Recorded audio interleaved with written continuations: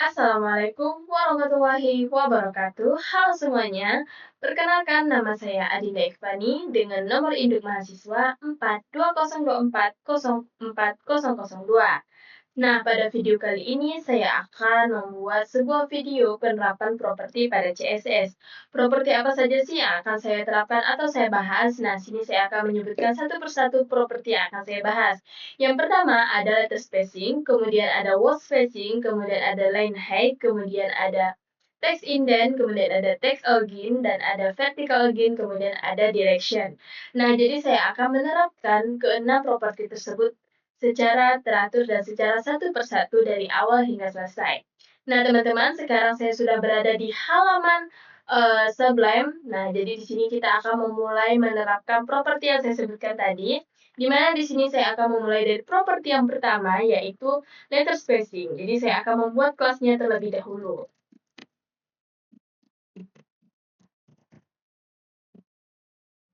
Oke, di sini saya ketikkan nama propertinya. Apa sih fungsi dari letter spacing ini? Nah, jadi fungsi dari letter spacing ini untuk kita menentukan atau memberikan jarak antara karakter atau antar huruf. Misalnya ada huruf ayah. Jadi fungsi dari letter spacing ini mengatur jarak antar huruf A dan Y. Begitu ya teman-teman.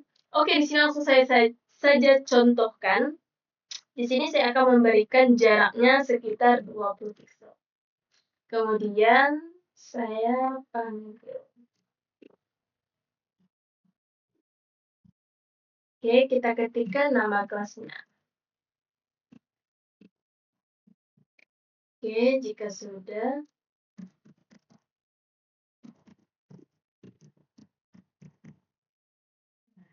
Di sini kita save, kemudian kita klik kanan, kita open in browser.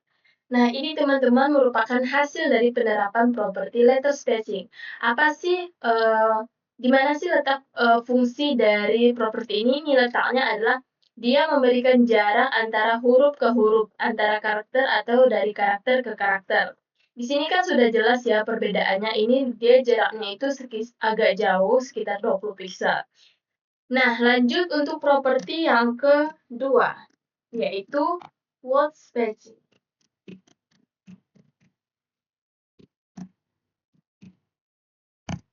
Apa fungsi dari word spacing ini? Jadi fungsinya itu hampir sama dengan letter spacing, sama-sama untuk menentukan jarak. Namun word spacing ini dia menentukan jarak antara kata, antar kata, misalnya antar ibu dan ayah. Berarti jarak antara kata tersebut. Misalnya ini letter dan spacing. Jadi dia mengatur antara jarak sini.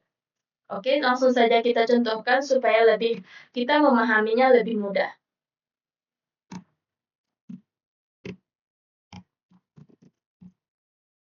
Oke, kita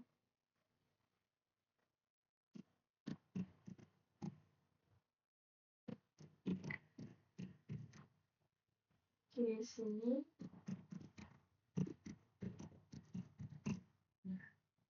Kita save, kemudian kita refresh saja. Nah, ini jarak antara word dan spacing-nya ini agak lumayan jauh ya teman-teman, karena di sini saya memberikan untuk ukuran jaraknya itu 20 pixel. Apakah bisa untuk dijauhkan lagi? Bisa. Kita kasih misalnya 30 pixel. Kita save, kita refresh. Nah, dia itu semakin jauh. Oke, untuk properti yang ketiga yaitu ada line height.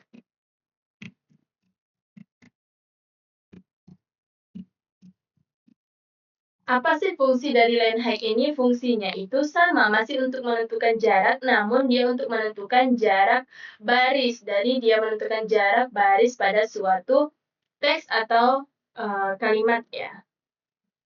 Di sini saya berikan ini misalnya. Oke, di sini kita panggil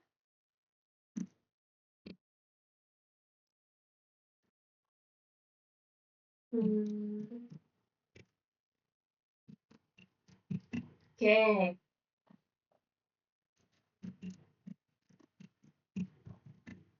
Oke, kita save, kemudian kita refresh.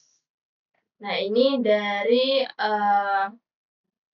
penerapan properti yang line height. Oke, next properti selanjutnya ada text indent.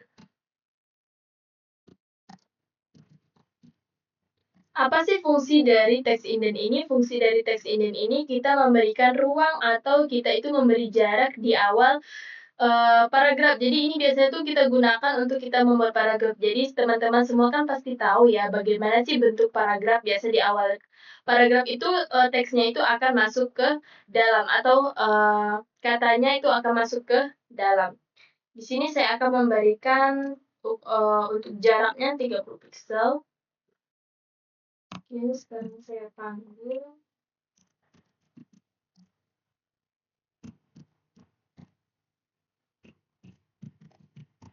Oke.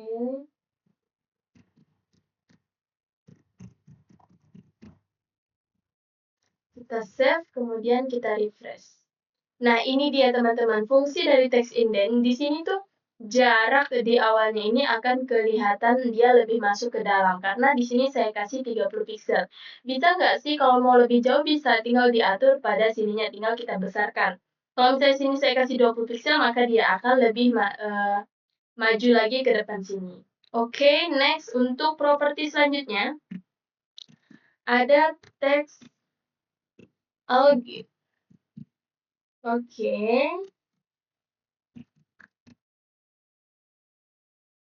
Nah, apa fungsi dari properti text algin ini? Ini fungsinya untuk kita melakukan perataan pada sebuah teks atau kalimat ya. Jadi pada melakukan perataan teks pada sebuah elemen ini. Nah, jadi di sini bisa kita menggunakan misalnya perata left, right, kemudian center, kemudian ada justify. Jadi di sini saya akan menggunakan properti text alginnya dengan value saya kasih left saja. Yaitu dia ke sebelah kiri. Oke, di sini saya panggil terlebih dahulu. Sorry.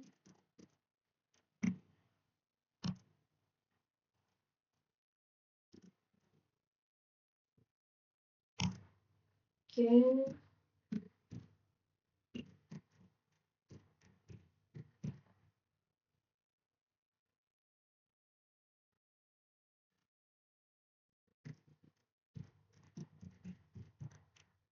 Nah, kita save, kemudian kita refresh. Nah, ini dia teman-teman. Jadi dia ini berada di sebelah kiri, rata kiri, begitu ya.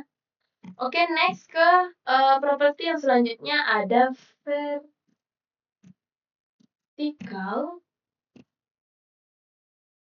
algid.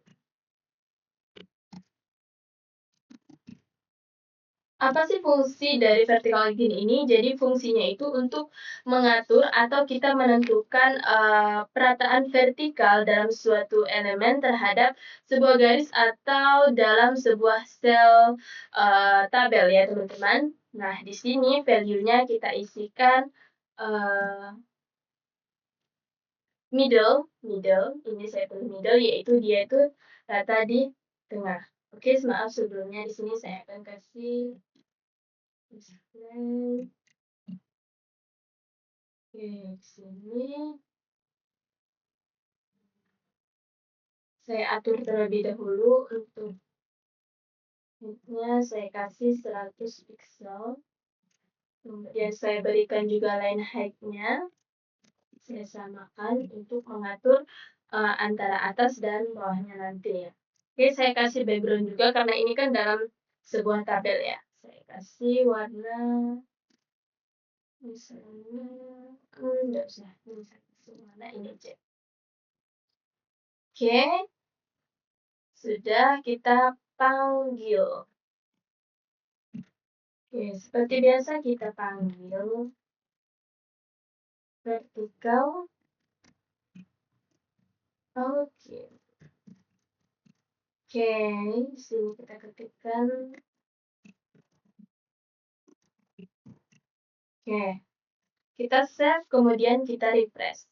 Nah, ini teman-teman merupakan hasil dari penerapan properti vertical algin di mana dia ini kan dia perataan pada sebuah elemen dalam, misalnya itu biasa tuh dalam sebuah tabel. Nah, ini dia meratakan middle itu artinya dia itu merata tengah. Oke, next. Pada properti yang terakhir yaitu direction. Oke. Direction. Apa sih fungsi dari direction ini? Jadi fungsi dari direction ini untuk kita mengatur dari mana sih akan kita mulai sebuah teks ini, apakah dari kiri ke kanan atau dari kanan ke kiri. Nah, di sini saya akan membuat dua kelas untuk fungsi properti direction. Jadi saya akan membuatnya satu persatu dari kiri ke kanan dan kanan ke kiri. Yang pertama saya akan membuat dari kiri ke kanan yaitu LTR, left to right. Jadi left itu kiri, to ke right itu kanan. Oke, sekarang kita panggil. Sorry. Kita panggil direction. Oke. Direction LTR. Kita save. Kemudian kita refresh. Nah, ini dia berada dari kiri ke kanan. Oke, untuk selanjutnya saya akan membuat satu kelas lagi untuk direction tapi RTL, yaitu right to left. Oke, kita coba dan kita praktikkan agar kita itu lebih paham dalam penggunaannya ya teman-teman. Di sini kita ketikkan direction dengan value-nya itu RTL. Oke, sorry. RTL ya. Oke, kita minta RTL, sekarang kita panggil lagi.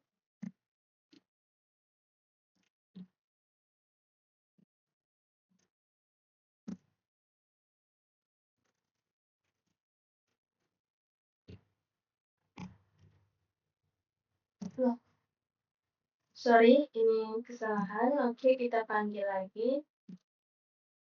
Ini baru benar. Oke, kita ketikkan kelasnya direction RTL. Oke.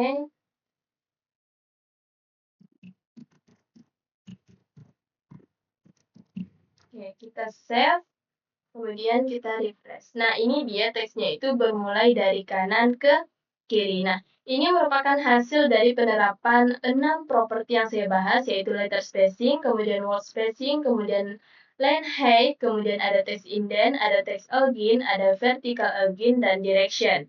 Di sini direction saya buat jadi dua, yaitu LTR, dan RTL. Nah, ini merupakan hasil dari penerapannya, di mana di sini ada pengaturan untuk mengatur jarak antar huruf, ada mengatur jarak antar kata, ada mengatur jarak baris, ada mengatur jarak kayak untuk membuat paragraf, ada mengatur untuk jarak perataan teks, ada mengatur dalam perataan dalam apa namanya ya, dalam tabel misalnya gitu kan kayak gini vertical again ini menggunakan middle ya, yaitu tengah.